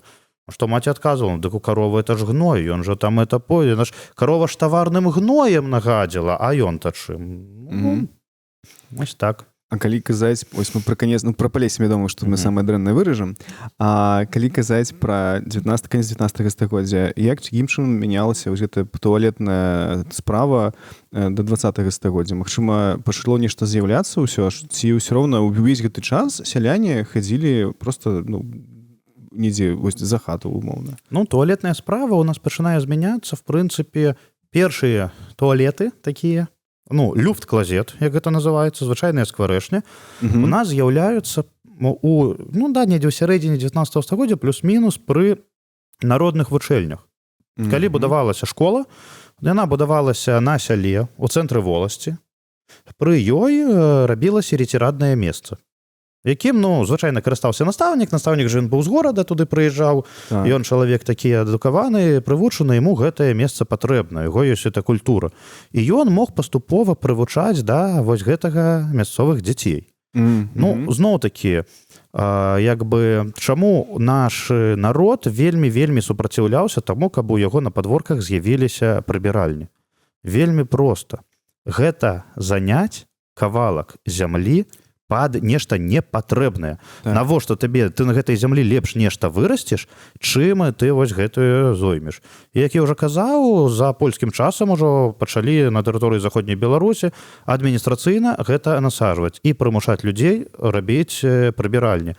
На савецкай тэрыторыі гэта было не так жорстка, не тое, каб іх вельмі прымушалі, но таксама велася прапаганда, у клубах распавядалі, што вось трэба то, трэба сё. А з іншого боку, на савецкім тэрыторыі людзям было, можа, і крыху прасцей змірыцца з тым, што ты на кавалку зямлі нешта паставіш, таму што ўжо ўсё навокал калгаснае, ты працуеш на калгас, у сабе максімум агародзік, і твою былую землю там шмат урэзалі, што гэтае, ўжо там праз 10-15 год, ладно, ўжо паставім. І зноў-такі, кантроль быў не такі жорсткі, хаця падавалася б, проста на фоне банальнага раздалбайства, назовем гэта так. Вось, напрыклад, калі паглядзець фотаздымкі, напрыклад, ёсць добры фотаздымак вёскі, калі не памыляюсь, Пінкавічы, Пінскага района 30-х гадоў. Ёсць прыбіральні фотка ў нехта? Менавіта. Нет, не прыбіральні, там все крыху цікавей, там фоткаецца проста панарама вёскі. Вёска стаіць на беразе ракі, і ўжо проста на гэтай фотаздым, нам хаткі. Царквушку асобна фоткалі, проста хаткі. І вось на гэтых фотках, калі я не памыляюся, это фота Генрыха Паддэнбскага. Такі фотограф быў за польскім часам, ён па Палесю паездзіў, не толькі Палесе фотаграфаваў, на польскіх тэрыторыях, но он любіў наша Палесе, пінскае Палесе. Вось і на Піншыне ён нарабіў шмат фотаздымкаў, і там ўжо бачны вось гэтыя хаты, і у канцы падворка стаяць уже нашы эти люфт-клазеты, стаяць вось гэты прыгожыя скварэшні ўжо цалкам, такія, як і зараз мы сабе уяўляем. Але ж такое было не паўсюль і не адразу, таму што першы варыянт, як у нас з'яўляюцца вось гэтыя нашы люфт-клазеты, гэта чалавек проста выкапвае яму, кладзе на гэтую яму 2 дошкі, каб можна было на іх стаць як на лыжы, і робіць выгарадку недзе вышынёй не больш за метр. І гэтая выгарадка магла быць альбо плецень, альбо з дошак, тому што ты прысеў, Ну, галаву бачна, а часам не бачна, і ўсё, табе больш не трэба. Вот это момант, як чалавек паступова даходзіў да вось фармавання прыбіральні. Пасля ўжо пачынаюць з'яўляцца такія ўжо цалкам нармальныя скварэчні, таму што пад дажджом там жа можна пасядзець і не вымакнуць. Прычым вельмі цікава, што ёсць розныя такія культурніцкія ўплывы, ну, напрыклад, Першая светная вайна. Як бы у нас яна прайшлась па Беларусі, фронт стаяў больш за 3 гады, у германскім войску і ў расійскім войску былі вялікія такія палявыя прыбіральні. Калі вырывалася вялікая траншэя у германскім войску, і паралельна на розных вышынях ставілася 2 даўгіх жорткі. На адну ты сядаў нагамі, а на другую мог абаперціся спінаю. Напрыклад, калі пачытаць таго ж самого Рэмарка ці пачытаць успаміны розных нямецкіх афіцэраў, ну і жаўнераў, афіцэраў, вот эти прыбіральні, рэцірадныя места, якраз такі рэцірада, это то, што в тыле падалі, па вайсковаму это рэціраднае месца, рэцірада просто, то яны былі на фронте, калі акопная пазіцыйная вайна, калі ты там па калена ў брудзе там ужо месяцамі, это было адным з момантаў камунікацыі і расслаблення жаўнера. І там збіраліся вось просто чалавек 20. Яны вот на гэта сядалі, рабілі сваю справу, чыталі газеты, размаўлялі між сабой. То бок гэта нечым было падобным да грамадскіх прыбіральні старажытнага Рыма. Куды людзі прыходзілі паговорыць пра філасофію, абмеркаваць свае надзённыя справы, абмеркаваць свае эканамічныя справы, дзе яны маглі некалькі гадзін так прасидзець, просто вот абмяркоўваючы. Да, там, канешне, фронт, вайна, абстрэлы, не пасидзіш там некалькі гадзін, но хвілін 15 пасидзець з камрадамі, папаліць люльку, пачытаць газету, паразмаўляць, яшчэ якога-небудзь непатрэбства парабіць. Гэта было святой справай. І як бы вот вельмі цікава Крэва. Мястэчка Крэва, праз яго прайшла лінія фронту Першай светнай вайны. І там у аднаго дзеда ёсць прыбіральня. Ёсць, то бок і сёння ёсць? Ну, звычайная прыбіральня, скварэчня. Да, прыбіральня ёсць, дзед ужо сканаў некалькі год таму, но падворак ёсць, прыбіральня засталася. Прыбіральня, як звычайная скварэчня, толькі яна крыху шырэй, там яна прыбудавана да хлява збоку, ну і там давно не да хлява, ну да нейкай гаспадарчай пабудовы, тому што ён там не жывёлу трымае, там трымае розныя начынні, там рыдлёўкі, там касу, та всякую такую гаспадарку, і ён збоку вот так вот прыбудавана прыбіральня. Вот ты адчыняеш, там звычайная дзюрка ў падлозе, як паўсюль, і рэечка.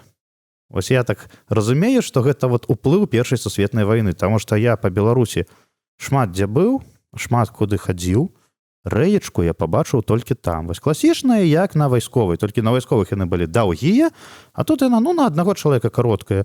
Я б не сказаў, што, седзячы на гэтай рэйцы, даволі зручна спраўляць свае патрэбы. Як бы класічным арлом зручней, ці калі ўжо робяць вочка па нашай традыцыі, то зручней, чым на гэтай рэйцы. Но, магчыма, это справа звычкі, таму што, як бы, ну, калі ты ўжо ўсё жыццё на эту рэйку ходзіш, можа, ты і ведаеш, якой часткай сцягна на яе трэба сесці, каб было больш-менш добра ўсё. Класічным арлом. Будзем хадзіць цяпер у туалеты. Ну, увогуле ж Малышева вучыла іскусству какаць. І навукова лічыцца, што найбольш якраз такі спрыяльна для ачышэння кішэчніка, вось класічным арлом, на кукішках. Таму шмат хто кажа, што унітаз тыпу чашы Генуя, ён значна лепшы у плане ачышэння чалавека, чым вот такія звычайныя унітазы з сідушкамі, са стульчакамі, да якіх мы прызвычайны.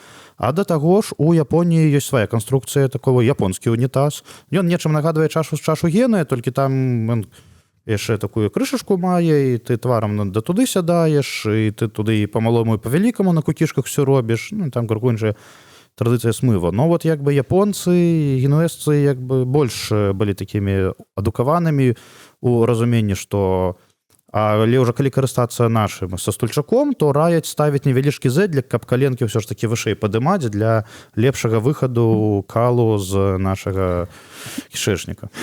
Хвілінка адукацыі. У мяне пытанне, калі ты ездзіш і ўсё гэта вывучаеш, так? Ты падыходзіш да бабулькі і пытаеш, як вы сралі? Ну, да жалю, гэта так не працуе. Тут сэнс у тым, што па старых людзях і мне хутчэй гэта атрымліваць хоць нейкія звесткі, а тых людзей, каго ты даўно ведаеш, з кім ты знаёмы. Знаёмы там нават не столькі родзічы, таму што, дажалі, у меня радні такой старой не засталося, памерлі яшчэ да таго, як я нарадзіўся, бабуля і дзядуля па адной галіне, па другой галіне, бабуля 41-го году, а там былі 20-х гадоў, там бы яны значна больш распавялі. 41-го году, што яна мне ўжо распавядзе, пра савецкі перыяд, в прынцыпе, тое, што і пытаюць, як бы, калі ўжо ты з чалавекам маеш нейкі давер, там калега па працы, з якім вы там кудысьці ездзілі экспедыцыі, ці там нехта са знаёмых там праз кагосьці, там пра розныя гурты і так далей, то ўжо можна у кантэксце размовы паступова выходзіць на гэтыя тэмы. Некаторыя звесткі, напрыклад, я не атрымліваю непасрэдна пытаўшы чалавека, а мне распавядае дзяўчына, якая з этой жанчынай гаварыла, таму што это, напрыклад, звязана з менструацыяй. І калі я вот так вот про это буду запытвацца, это абсолютно такія тэмы, которые цяжка высветліць. А так вот, калі запытвацца пра лазні, пра тое, як мыцца, там, пра чым умыцца, гэта людзей ще могуць распавесці. А пра асенізацыю, вельмі проста вось так вот. Запытваешся ў жанчыны, а туалет у вас заўжды быў? А туалет у вас быў? Да. А калі з'явіўся? Да ён заўжды быў. І што, і да вайны быў? Не, да вайны не было. А як вы да вайны? І все. А не знаю, а не помню, і больш нічога табе не скажуць. Это максімум, што ты можаш чалавека атрымаць. А вот з кім ты ўжо так больш-менш это, і ўжо, ведаеш, можаш выйсці на размову, а як у вас там першы туалет з'явіўся? Калі у вас там хутар? Вы жылі на хутары так, калі у вас першы туалет з'явіўся? Пасля вайны? Да, пасля вайны. А як ён выглядаў? Што там, яма і выгарадка па плечы. А калі ўжо скварэшню паставілі? Скварэшню ўжо там пасля год праз 20 з'явілася. Вось такія вось пэўныя моманты. Калі казаць пра гэтыя скварэшні, яны нейкім чынам адрозніваліся, ці вось яны літаральна па ўсёй Беларусі былі аднолькавыя? Вось скварэшні, то 4 сцяны і ўсе такія... 4 сцяны і адна плоская страха. Всё вельмі проста. Максімальная эканомія матэрыялу. Пасля ўжо ў 80-е на фоне такой цудоўнай з'явы, як дачы і агародніцтва ў шырокім сэнсе, не тыя дачы для партыйнай верхушкі ці КДБшнай верхушкі, якія яшчэ ў 30-е былі, не дачы для інтэлігенцыі пісьменнікаў, якія яшчэ ў пачатку 20-го стагоддзя былі, а 6 сотак, каб чалавек думаў аб тым, што памідоркі не ўрадзілі, а не аб тым, што дэфіцыт у краіне. Там вот, калі яны ўжо масава пачынаюць з'яўляцца для простага люда, то ўжо 80-е годы, таму што 60-е гэта яшчэ там даядаюць этой кааператывы, зноў такі нейкая эліта, нейкая інтэлігенцыя, нехта там становіцца шырэй, но ўсё адно яшчэ такі адносна закрыты. Як это ўжо стала масавай з'явай, там жа ўсё пачынаюць рабіць як мага па-багатаму, красивенько, каб было. І ўжо з'яўляецца вось такі пірамідкай. Но гэта ўжо сумрачны геній савецкага архітэктара. Можа, яны там, інжынеры сапраўды разлічылі, калі зрабіць пірамідкай, то мы яшчэ менш матэрыяла выкарыстаем, но просты чалавек, было ўсё проста. 4 сцяны і накрыўка зверху. І якраз ты закрануў трошкі тэму, пра гэта не паразмаўлялі. Усё ж, чым, калі казаць пра пранне, пра тым, чым мылі? Вось, зараз пра гэта пагаворым, пра праннё. Пралі у нас тыя, хто пазаможней, яны выкарыстоўвалі жлукту. Жлукта, это было такое драўлянае начынне, крыху звужаючыся даверху кадушка, у якой унізе была адтуліна. Чаму кажуць пра алкаголікаў жлукта півасмок? Тому што калі са жлукты адтуліну вылезь, то ты ўвесь час заліваеш, а то ўвесь час выліваецца. Так як гэта алкаголік. Ён як жлукта п'е, а яму ўсё мала. Вось, таму на жлукціцца. Вось это адсюль, а той якасці гэтага начыння. Вось у гэтым начынні пралі бялізну. Як гэта адбывалася? Туды закладалі бялізну у цёплую воду. Цёплую воду рабілі абсалютна так жа, як і ў лазні. Маглі ў жлукту апускаць раскалёныя камяні, тому што яна драўляная, каб вада нагрэлася. Туды апускалі бялізну і засыпалі луг. Дакладней, калі луг, то залівалі. Што такое луг? Выраблялі луг. Луг – гэта шолак, раствораны ў вадзе. Яго атрымліваюць, прапускаючы кіпень праз залу. І там адбываецца невялічкая хімічная рэакцыя. Зала, яна і так сама па сабе ўтрымлівае шолакі. І Калі мы зусім начыста гэта робім, то мы асобна праз нейкую цадзілачку, праз тканіну заліваем гарачай вадой праз залу, праз попел, у нас сліваецца ў нашае начынне луг, і ў гэтым лузе мы адпаведна праем бялізну. Альбо маглі на жлугту таксама накінуць такую нейкую ганочу і на яе насыпаць попел і праліваць гарачую воду ўнутр жлугты праз гэты попел. Самы такі просты варыянт проста накідаць гэтага ж попелу ў жлугту. І ў жлугце гэтаму давалі пастаяць, пакіснуць. Прычым маглі даць некалькі гадзін, маглі даць паўдні. Вось, напрыклад, такі цікавы момант у літоўскай гаспадыні распісана, як карыстацца жлугтай. Значыць, заліваеш у жлугту луг, паўдні яно ў цябе стаіць, пасля ты дастаеш адтуль бялізну, праеш яе аб звычайную дошку для прання, драўляную проста з рыбрышкамі, да. Праеш, каб все выбіць, пасля вымаеш шпуньку, зліваеш всю брудную воду, шпуньку затыкаеш, закідваеш бялізну, паўтараеш тое ж самае, луг, гарачую воду. Яно ця ноч стаіць кісне, зранку ты все это зноўку папраў і ставіш трэці раз да вечара. Вечарам трэці раз папраў, і от пасля гэта несеш на раку. Ну, гэта ўжо такі зусім унікальны варыянт, каб максімальна начыста. Звычайна ж, адзін раз у жлугце это ўсё пакісла, папралі, злілі, пасля адпраўляліся на раку. Альбо, калі у нас жлугты няма, з бялізнай, з адзеннем, з тканінамі адразу ішлі на раку. Незалежна ад таго, на раку гэта ўжо стала такім сінонімам прання. Гэта магло быць возера, гэта магла быць сажалка, гэта магла быць рака, ну, ўсё адно казалі ісці на раку. На рацэ у нас была кладачка, каб можна было пусціцца, нашу бялізну апускалі ў воду, там мачылішку муталі, даставалі, выкладалі на кладачку і выбівалі. Выбівалі пры дапамозе праніка, гэта такая драўляная прылада, ручка драўляная, і тут такі масіўны кавалак драўніны. Ён быў цяжкі, ім білі, каб выбіць бруд. Маглі выбіваць нагамі. Но нагамі выбівалі, калі былі ў чаравіках. Напрыклад, калі былі ў лапцях, лапцямі не выбівалі. То есть альбо нагамі тапталіся па дзенню, басымі нагамі, альбо нагамі ў чаравіках, альбо выбівалі пранікам. Ну, чаргавалі, зноў-такі папаласкалі ў вадзе, кінулі накладку, все это адбілі, пакуль не дайшлі да разумення, што яны чыстыя. Калі ж зразумення, што яны чыстыя, проста некалькі разоў так от кінулі аб воду і выціснулі. Даволі часта для выціскання был вбіты калок побач з нашай кладкай, аб гэты калок вот так вот абматалі, выціснулі. Далей адпраўлялі сохнуць. Сохнуць адпраўлялі на заборы, на азярот маглі кінуць, калі на ім там нічога не сохне. Калі ішоў дождж, то ў паветках ці там пад стрэхамі расцягвалі віроўкі і на гэтых віроўках сушылі. І зімой, і летам это імкнуліся рабіць на вуліцы, но можна было яшчэ на ашостках на супрацьпешкі высушыць, калі трэба было больш-менш тэрмінова высушыць. Пралі так увесь час. І зімой, і летам. Зімой таксама хадзілі на кладачку, толькі там ужо кладка магла рабіцца просто там нейкі насціл з дрэва насупраць палыні, таму што палонку вырубалі, каб был доступ да вады. І маглі нават без гэтай кладкі в палонкі мыць, выкідваць на лёд і на льду адбіваць.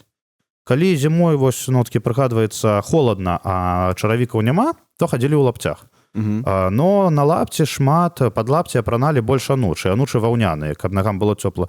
Тады нагамі не тапталі. Калі былі чаравікі, адбівалі, тапталі нагамі. Калі ў лапцях, то толькі пранікам адбівалі.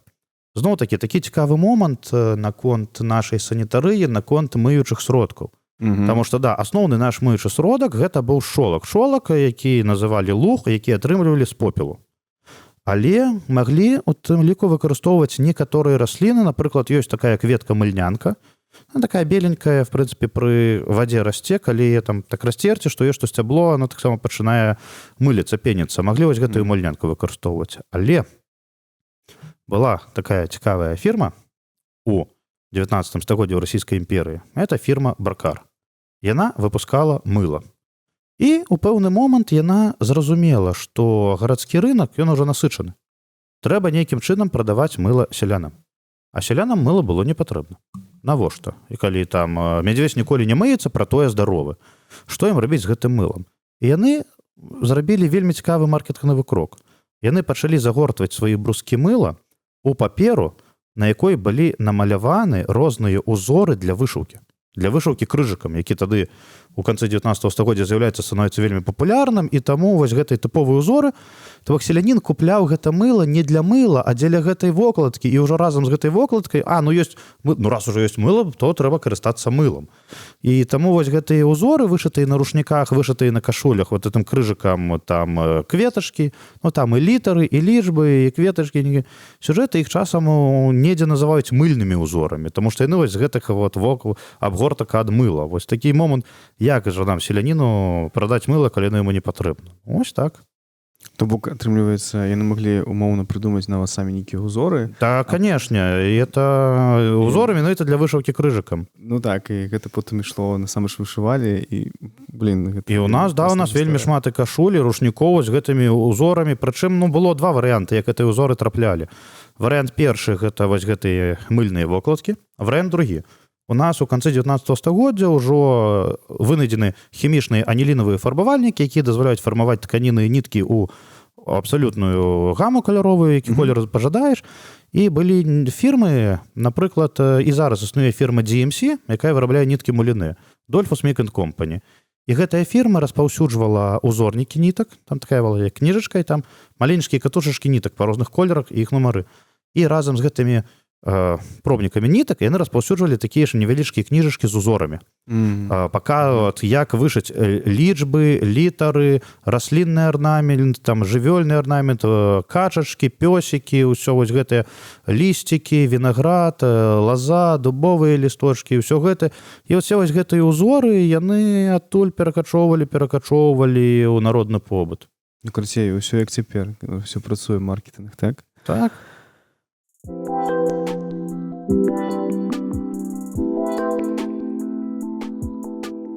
Добра. Пра што яшчэ, можа, я не спытаў, ці нешта яшчэ трэба сказаць? Ёсць яшчэ пару цікавых момантаў на такіх самых такіх памежных. Напрыклад, што не зусім это, гігіена і санітарыя, но это все памежныя тэмы, напрыклад, стаўленне да вылучэння газаў на Палесе. Напрыклад, звычайнае вылучэнне газаў, какое адвольнае, яно ніяк людзей не турбавала. Але толькі калі это не рабілася спецыяльна, ці за сталом. Звычайна гэта любілі так нарачыта падлеткі, дзеці 15-20 гадоў рабіць, і калі ён рабіў гэта за сталом першы раз, то ён атрымліваў кучу праклёнаў. Праклёны жартаўлівыя, прычым вельмі цікава, што адносна Чэслава Пяткевіча, у яго нават запісаны шэраг гэтых праклёнаў, звязаны з гэтай сітуацыяй, калі нехта дэманстратыўна і гучна пускае газы за сталом, ці там пры дарослых, і усе яны звязаны, канешне ж, з актам дэфекацыі, і што, і як, і куды, і што з табой будзе, і як ты это будзеш рабіць. Такого кшталту праклёны. І гэта толькі калі першы раз. Калі ж гэты жарт паўтараўся, то ўжо білі. Ужо даганялі і білі. І у сувязі з гэтым быў яшчэ такі цікавы забабон па лесе. Калі ноччу людзі клаліся спаць, і людзей было шмат, і былі госці ў хаце, яны клаліся на лавы. Лава вакол стала. І ў гэты момант на ноч хлеб, які ў нас заўжды ляжаў на стале, хлеб выносілі і хавалі ў клець. Таму што нельга бздзець пры Божым дары. А калі ты заснеш, ты это ўсё адно адвольна зробіш. І каб ты не пакрыўдзіў хлеб, і каб хлеб не пакрыўдзіўся, ведалі, што ўсё адно гэта так адбудзецца за ноч, хлеб хавалі. Ну і вось яшчэ адзін момант наконт ніжняй бялізны, нават хутчэй не ніжняй бялізны, а вось момант, калі ў жанчыны пачынаецца менструацыя. Як бы было вельмі шмат забабонаў, што калі бачна кроў на кашулі, это нельга нікому паказваць, это трэба максімальна хаваць. У такой кашулі нельга нікуды выходзіць, нельга нікуды хадзіць. Гэта ўсё трэба пасля вельмі добра вымываць. А бывае, ты ж не ведаеш, як яно. Вот пайшла на танцы, і тут все. То, зразумела, што ніякай ніжняй бялізны не было, просто падол кашуля падымалася вышэй, рабілася дварога, і это вот так вот завязвалася. Каб тое, што выходзіць, выдзяленне, што вылучаецца, яны не траплялі на падлогу, каб этого ніхто не бачыў, і каб вось неяк вось так. Просто вот такія вот розныя дробныя моманты, пра якія ты не задумваешся, ты нават і і думаць пра гэта не будзеш, Так. і пытацца не будзеш, но недзе, калі інфармацыя трапляецца, ўжо трэба это захаваць, таму што гэта калі ты яшчэ такое пачуеш, а дзе ты яшчэ гэтае пабачыш? Безумоўна, я згодны. Мне падаецца, што я ведаю, што я буду называцца падкаст «Бздзець пры Нельга бздзець пры Божым дары. Ну, можна яшчэ пару праклёнаў вось гэтых распавесці. Можна. Сяры да лоб маш, будзеш поп наш, а мы твои людзі будзем сраць табе на грудзі. Сяры сёрам будзеш маёрам, вялікім чынам, сукіным сынам. Ах ты, дрыстун, бяжы барджэй за вугал і дрыстані на 11-е бервяно. Чаму 11? Самае высокае. На апошняе бервяно хаты. І, зараз, калі прыгадаю, каб ты сраў танчэй саломіны, вышэй хароміны, ваджэй вады, барджэй кулі. Вот все такія жартаўлівыя праклёны, і вось так вот лаялі, пракліналі тых, хто сабе дазваляў адмыслова і гучна выпускаць газы за сталом.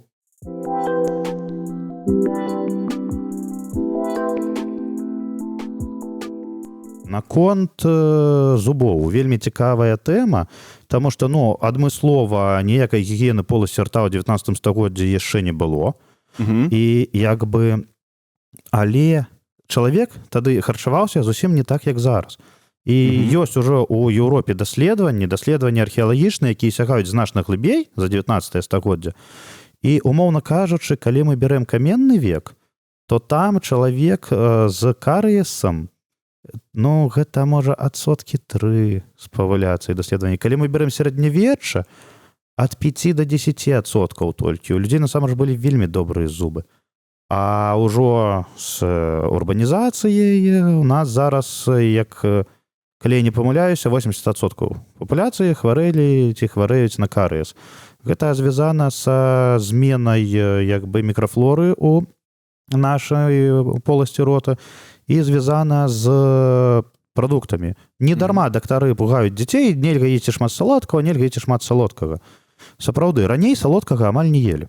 Таму што банальна не было.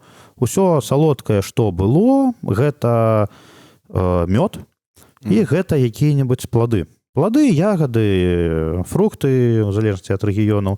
Но пры ўсім пры гэтым нават тыя ж самыя яблыкі, там вельмі шмат кіслот.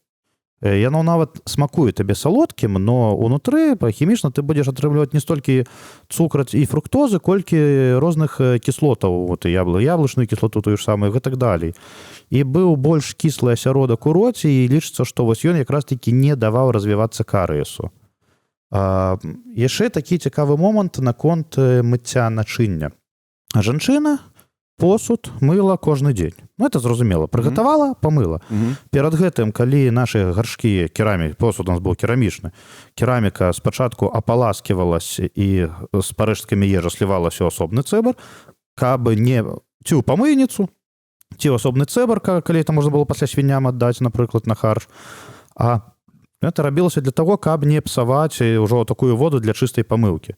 І мылася, звычайна, проста пазногцямі вышкрабалася. І, адпаведна, это быў такі цікавы момант, што жанчына не стрыгла пазногці. Ёй было не трэба, яны як пілка і порастую кераміку вышкрабаліся. І нават было такое адрозненне, у Пяткевіча это прыгадваецца, там, так цікава гучыць, што як дробная шляхта казала, што шляхцянка, што я пазногці абрызаю, я ж не нейкая халопка аб чарапкі іх там скрэпсці. Што казала пра тое, што яна нават сама і не мые посуд, таму што у яе ёсць прыслуга, халопы, якія гэта мыюць. Вот так вот это адрознівалася. І наконт адрознення між шляхотным і сялянскім побытам заўжды была апазіцыя ва ўсіх рэгіёнах між сялянамі і шляхтай. І нягледзячы на тое, што была дробная шляхта, беззямельная шляхта, якая жыла амаль як сяляне, і з ёй была апазіцыя, но у этой дробнай шляхты была апазіцыя з вялікай шляхтай, у сялян з усімі.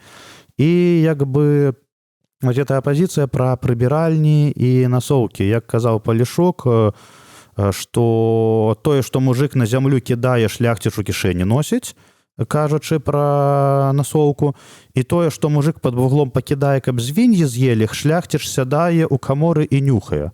кажучы пра тое, што ў шляхты былі прыбіральні. Так. І в прынцыпе, калі мы паглыбімся крыху глыбей, інвентары 16 стагоддзя па беларускіх маёнтках шляхотных драўляных. І па сутнасці, калі ты чытаеш гэты інвентар, планіроўка не столькі планіроўка, колькі багацце адзначэння шляхотнай сядзібы маёнтка 16 стагоддзя мала чым адрознівалася ад хаты заможнага селяніна 19 стагоддзя. Там звычайна яно было як уваход у сені, направа-налева памяшканні, дзе кухня, дзе жылыя памяшканні, гэтак далей.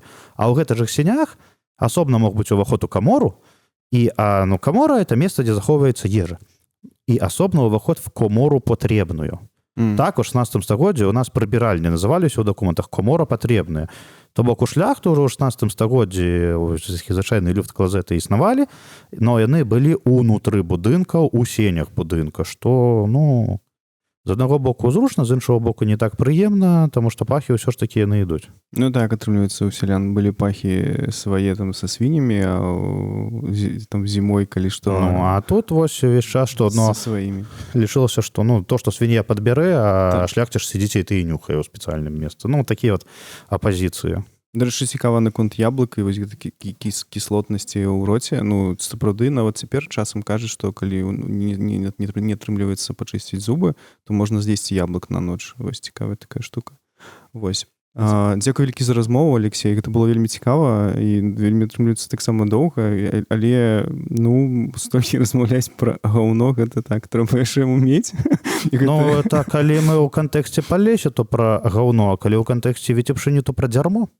Ага, так адрознівалася, так? Не тое, каб, недзе больш, недзе менш, но самае цікавае, што з усёй гэтай вось абсцэнтнай лексікі, як мне такое, гэта не беларускае слова, гэта не беларускае слова, гэта не беларускае слова, да калі ласка, трапляем у этнаграфію, у Пяткевіча, гаўно ты сабачае, а не чалавек, толькі агулам все называлі словам кал. А гной — то, што ад каровы, што можна адправіць. На віцебшыні это слова дзярмо было. А вось яшчэ такі цікавы момант, тычыцца ў тым ліку і санітары, што попел — это такі унікальны сродак для пазбаўлення ад пахаў і для ачышчэння. Там у Пяткевіча занатавана байка, як мужика спаіў чорт, і як бы мужик па п'яні прыйшоў дадому, залез в прыпечак, таму што ён-то уяўляў, што ён у харомы нейкі лезець, уже зранку там працверазеў. Добра, што дадому дабраўся, жонка яго там наваляла і кажа просто у кантэксце гэта, і я твои блёвіны попелам прысыпала, каб у тебе вочы павылазілі. Калі ласка, слова блёвіны. А мне даказваюць, што нельга блюваць, таму што беларусы толькі ванітуюць. Не ведаю, палюшакі, можа, і блююць. На такой доце. Просто нельга баяцца. Гэта этнаграфія, гэта антрапалогія. Мы даследуем культуру, усе яе праявы. Для нас, для этнолагаў, для антраполагаў дрэнных словаў не існуе. Гэта ўсё частка нашай культуры. Мы безумоўна, пра палесе ўсё дрэнна выражам. Там найлепшыя людзі. Дзякуй вялікі за размову цяпер дакладна, і класная байка напрыканцы атрымалася. Дзякуй усім, хто паслухаў нас, дзякуй усім патронам, хто нас падтрымлівае. Калі ласка, падпісвайцеся на нашы каналы, падпісвайцеся. А ёсць у соцсетках? Я? Так. В інстаграме агідная жаба. У інстаграме агідная жаба. Мы дамо спасылку на інстаграм. Таксама падпісвайцеся на Алексея. Там ёсць нейкія цікавыя таксама гісторыі будуць, там ці фотаздымкі? Там даволі рэдка з'яўляюцца фотаздымкі розных прыбіральняў, а збольшага там фотаздымкі драўлянай архітэктуры. Таму што ствараўся інстаграм якраз такі больш вось так на такія памежныя тэмы, но драўляная архітэктура перамагла. Драўляная архітэктура перамагла ўсе астатнія цікавосткі. Але ўсё роўна драўляная архітэктура гэта вельмі цікава, і наогул проста сачыць за тым, чым ты займаешся. Я думаю, што будзе ўсім цікава пасля аповеды дакладна. Калі людзі дагартаюць да 2016 года, там будуць і прыбіральні звычайныя драўляныя, і сучасныя, і сярэднявечныя, і сярэднявечнай Еўропы, і 19 стагоддзя розныя цікавыя. Калі я нешта такое цікавае бачу, зразумела, я яго выкладу. Просто што тут ужо мяжа такая, каб яна рэальна ўжо неяк цікавая. Кшталту Данскерт на шчытовай вежы Наваградскага замка. Па сутнасці, самая старажытная прыбіральня ў Беларусі. Цікава? Цікава. Безумоўна, цікава, я згодны. 13 стагоддзя. Таму, калі ласка, падпісвайцеся на нас таксама ва ўсіх соцсетках, і падтрымлівайце сваё. Дзякуй. Дзякуй, да пабачэння. Да пабачэння.